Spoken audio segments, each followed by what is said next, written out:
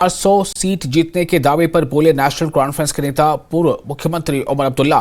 उन्होंने कहा कि विपक्ष के कमजोर होने के चलते ऐसा दावा किया जा रहा है। उन्हें उम्मीद है कि विपक्षी दल मतभेद छोड़कर एकजुट होंगे। उन्होंने ये भी कहा और इसी से तीसरी बार एनडीए को सत्ता में आने से रोका जा सकता है। उनसे बात की हमारे सहयोगी समीर भट्ट ने। बात करने के लिए हैं जम्मू कश्मीर नेशनल कॉन्फ्रेंस के वाइस प्रेसिडेंट और former chief minister Omar Abdullah. Sir, news 18 से बात करने के लिए बहुत बहुत धन्यवाद, शुक्रिया। 2 किलिंग्स हो गई, एक और टारगेट किलिंग, क्या कहेंगे सर? सबसे पहले तो जो 2 गुजर गए हैं इस हमले में, उनके घर वालों के साथ हमदर्दी और अफसोस। उसके साथ साथ इस हमले की जितनी निंदा की जाए कम है। श्रीनगर बीचों बीच इस तरह का हमला होना ये कोई मामूली बात नहीं है। बीच बीच में ये लोग बड़े बड़े दावे करते हैं कि हालात ठीक हो गए, सारा कुछ ठीक है, मिलिटेंसी ख़त्म होने पे जा रही है। लेकिन असलियत ये है, चाहे रजौरी हो, पुंछ हो, ऐसे इलाके जिनमें सालों साल के बाद मिलिटेंसी के ये हमले आजकल देखने को मिल रहे हैं, और फिर श्रीनगर, इस तरह के टारगेटेड किलिंग्स ये कोई मामूली चीज़ नहीं है। बजाय ये कि हुकूमत बड़े बड़े दावे करें, मुझे लगता है उनको हालात का सही तरीके से जायज़ा लेना चाहिए और अपने काम करने के तरीके को दुरुस्त करना चाहिए, ताकि बेगुनाह लोग जो हैं इस तरह गोलियों का शिकार ना बने।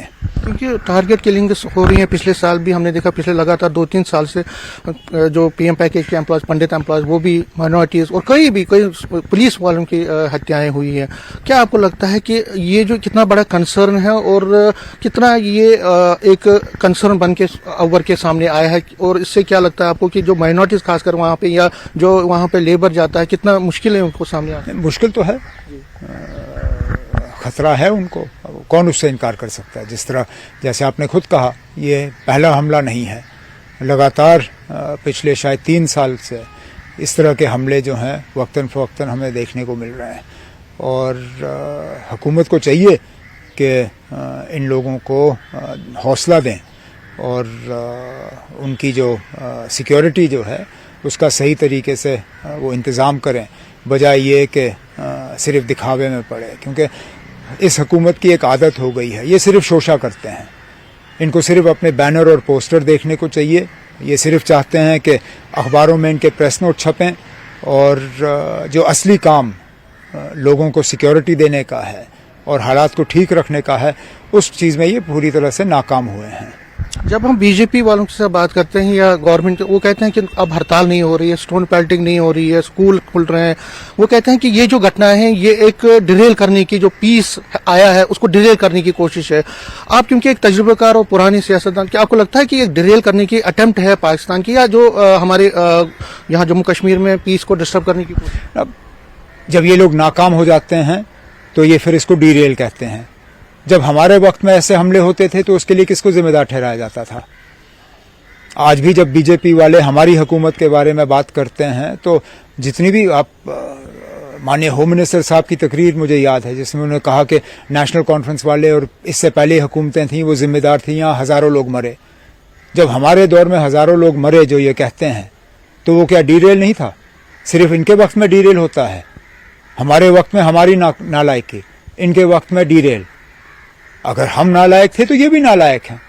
अगर ये डीरेल है तो उस वक्त भी डीरेल था। ये खुद फैसला करें। अगर ये डीरेल अभी कहते हैं डीरेल, तो फिर हमारे वक्त में भी डीरेल था।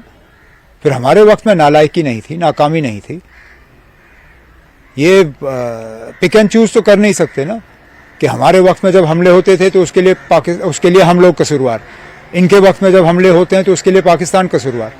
ये फैसला करें ये हमले कैसे क्यों हो रहे हैं। या तो ये डीरेल है, पाकिस्तान करा रही है, तो ठीक है, फिर तो हमारे वक्त में भी वो लागू है। बताएं हमें। पाकिस्तान में आज वहाँ वोटिंग हो रही है, नई गवर्नमेंट आ रही है वहाँ पे, और आपकी नेशनल कॉन्फ्रेंस लगातार ये कह रही है कि बातचीत होनी चाहिए नेबर के साथ। फारूक साहब के साथ मैंने परसों भी कुछ दिन पहले भी बात की थी, उन्होंने फिर दोहराया कि बातचीत, और आपका ये पहले से रहा है। इन हालात में आपको लगता है जब ये सिचुएशन होती है, बीजेपी कहते हैं किन से बात करेंगे, तो क्या आपको लगता है जो नई गवर्नमेंट है उनके साथ कोई बात करनी चाहिए या बातचीत के लिए माहौल बनाना है। हम सब बातचीत के हक में हैं, बातचीत से कौन इनकार कर सकता है। अटल बिहारी वाजपेयी हैं जिन्होंने कहा था कि हम दोस्त बदल सकते हैं, पड़ोसी बदल नहीं सकते। पाकिस्तान हमारा पड़ोसी था, है, रहेगा, लेकिन बातचीत के लिए माहौल बनाना ये सिर्फ हिंदुस्तान की जिम्मेदारी नहीं है।